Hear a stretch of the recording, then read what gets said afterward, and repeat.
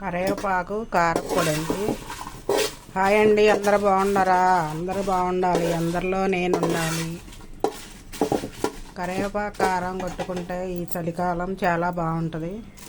ఇడ్లీలోకి, దోశలోకి, ఉప్మాలోకి చాలా ఆరోగ్యం, హెల్దీ బాగుంటుంది. షుగర్ పేషెంట్లు కూడా మంచిగా తినొచ్చు. రోజు చట్నీ తినకూడదండి, పల్లీ చట్నీ. ఇగో శనగపప్పులు వేయాలి.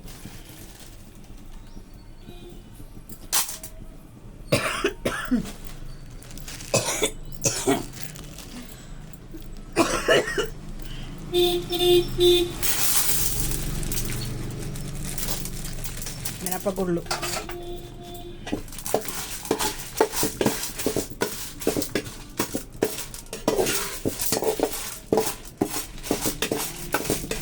దోరగా వేయించుకోవాలండి. కరివేపాకు మంచిగా ఆరబెట్టుకొని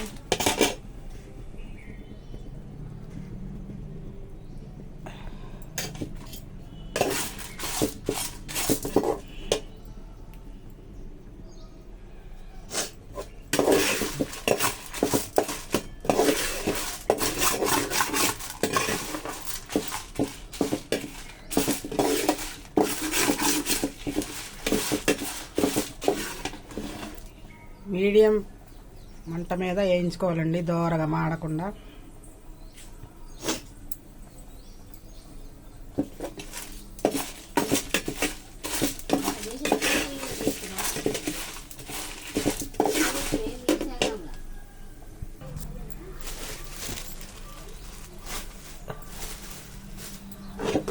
దోరగా వేగిపోయినాయండి.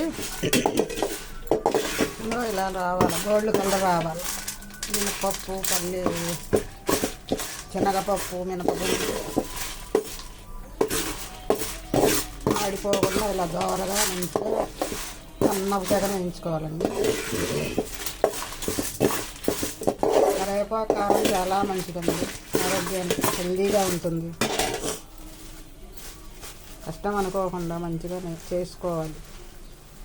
ఇదిగో కరివేపాకు వేస్తున్నానండి. ఇదిగో ఇలా పొడి పొడిలాడుతూ ఉండాలి. మంచిగా కడిగి ఆరబెట్టుకోవాలండి. ఇలా పొడి పొడిలాడుతూ ఉంటే కారపొడి నిల్వ ఉంటుంది.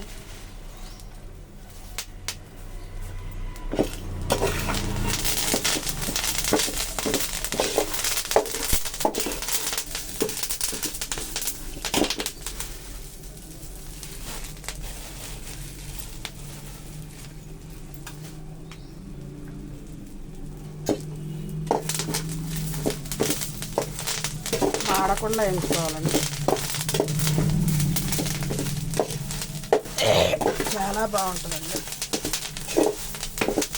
చెట్టు కరివేపాకు అండి, ఫ్రెష్ది.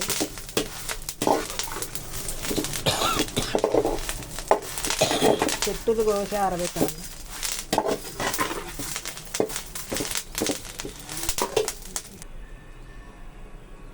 అయిపోయిందండి, వేగిపోయింది కరివేపాకు. ఇగో ఇలా వేయించుకోవాలి, కరకరలాడేటట్టు వేయించుకోవాలండి. ఇలా వేయించుకుంటే కారపొడి నల్లగా లేకుండా ఉంటుంది. మాడిపోతే బాగోదండి. పప్పులు కూడా ఇలా గోల్డ్ కలర్ రావాలి, దూరగా మంచి కలర్ఫుల్గా బాగుంటుంది. అబ్బా, భలే స్మెల్ వస్తుంది వేగుతుంటే కరివేపాకు, సువాసన వస్తుంది. అయిపోయిందండి.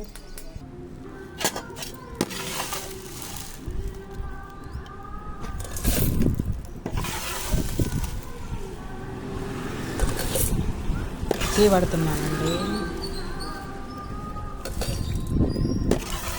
కారపొడి చల్లగా అయిపోయింది.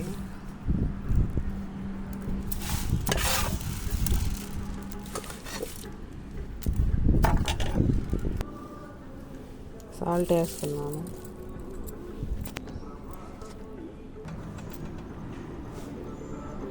అయిపోయిందండి కరివేపాకు కారం. ఇలా మెత్తగా కాకుండా, వరుసగా కాకుండా మీడియం పట్టుకోవాలి. చూడండి ఎలా పట్టుకోవాలి. ఇలా పొడి పొడిలాడుతూ ఉంటుంది. ఉల్లిపాయ, చింతపండు, జీలకర్ర అన్నీ వేసాను. చాలా బాగుంటుందండి. నచ్చితే లైక్ చేయండి, సబ్స్క్రైబ్ చేసుకోండి. కరివేపాకు కారం చాలా కమ్మగా బాగా టేస్టీగా ఉంటుందండి. ఇడ్లీ, దోశ, ఉప్మా అన్నిట్లో పనికొస్తుంది. హెల్దీ కారప్పొడి ఇది. రోజు పల్లీ చట్నీ తినొద్దు. అబ్బా గుమగుమలాడిపోతుంది.